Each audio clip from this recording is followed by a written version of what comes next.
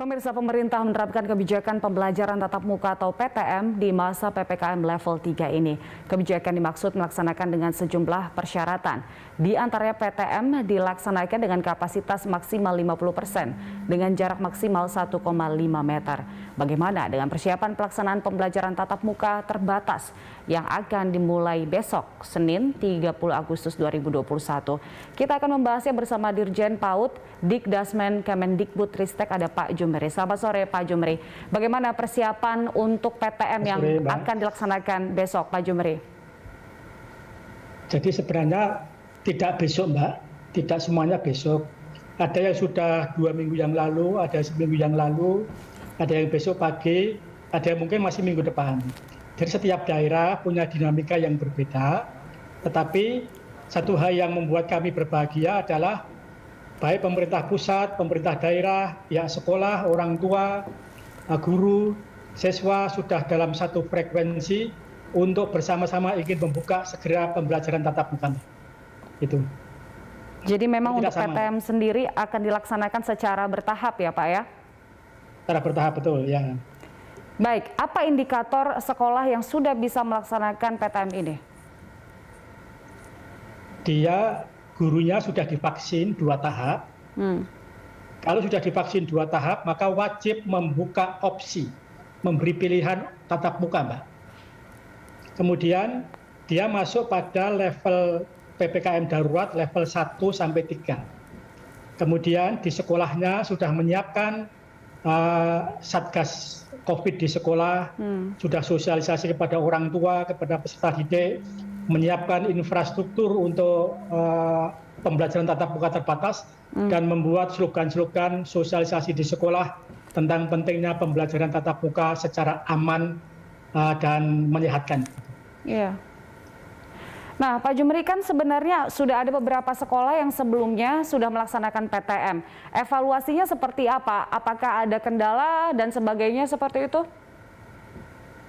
Dari yang kami lihat di berbagai sekolah dan laporan yang masuk pada kami, secara umum pelaksanaan pembelajaran tatap muka di masa pandemi berjalan relatif baik.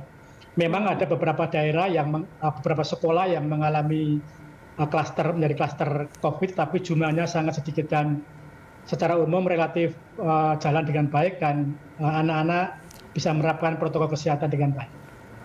Oke.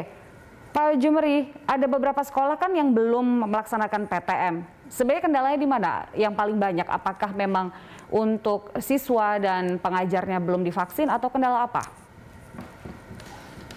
Ya, karena kemarin sebagian besar kan daerah kita itu Jawa Bali masuk PPKM darurat Jawa Bali, sehingga banyak sekolah itu masih tidak diizinkan untuk membuka pembelajaran tatap muka.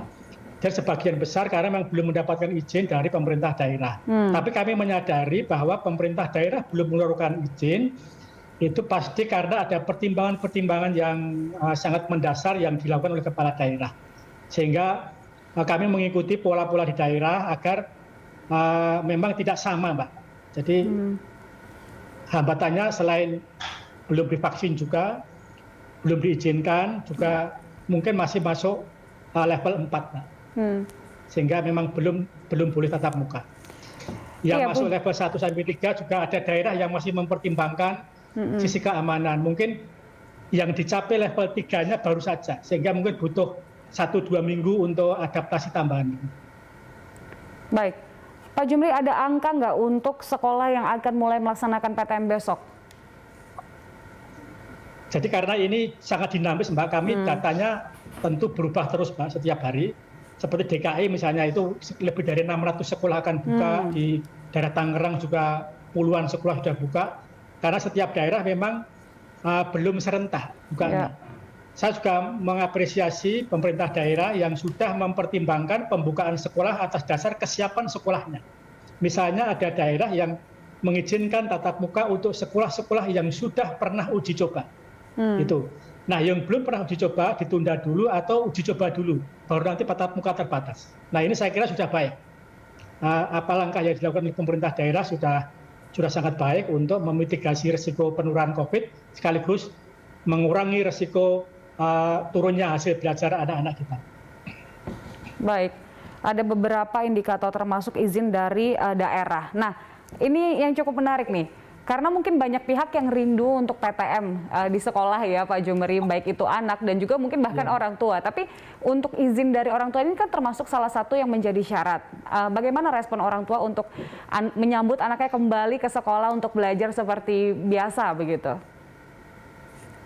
90% orang tua anak-anak kita setuju untuk PTM, untuk segera pembelajaran tatap muka.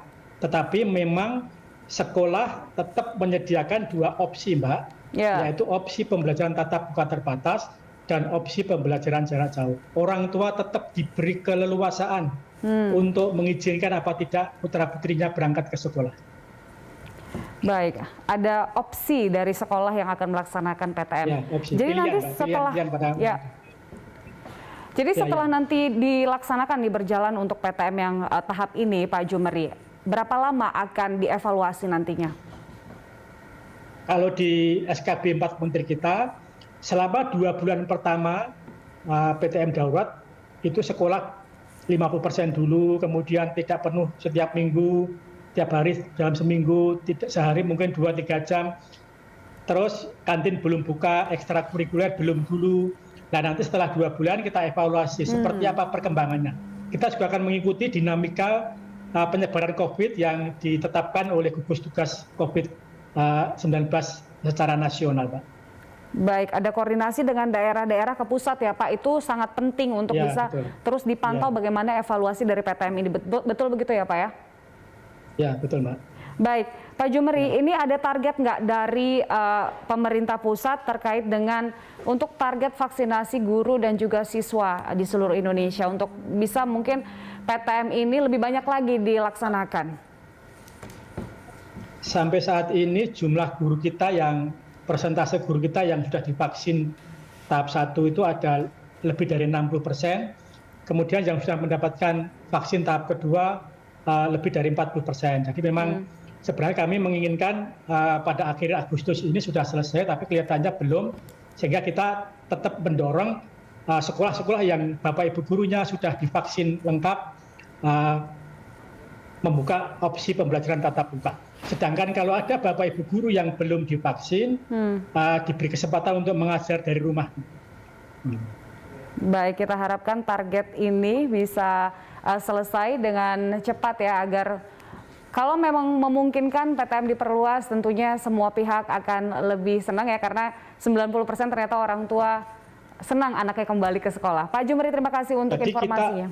Kita tidak serentak, Pak. Yang bisa buka dulu, yang sudah divaksin Bapak Ibu gurunya buka dulu sembari menunggu.